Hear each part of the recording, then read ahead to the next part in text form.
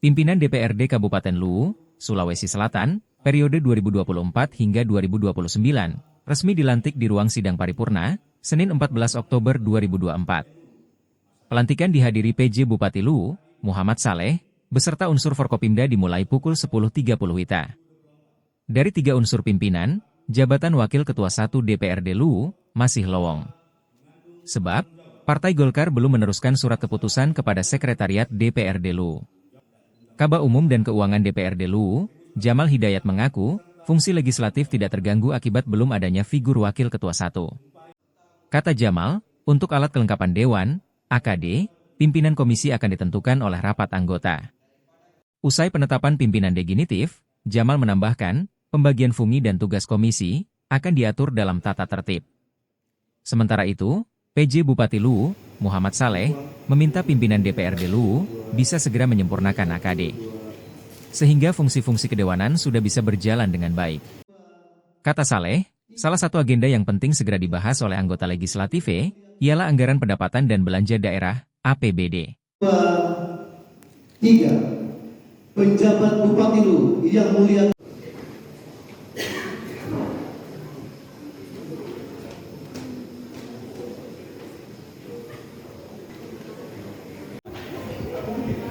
Kita memang sudah pantau di medsos ada, tapi itu tidak ada kewenangan kami ke situ. Begitu tidak ada surat masuk, kami tidak.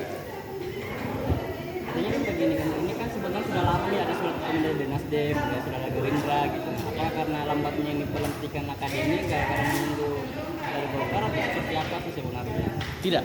Jadi sebenarnya kalau beberapa kabupaten kota itu lu termasuk cepat. Oh, iya. Untuk penetapan pimpinan definitif.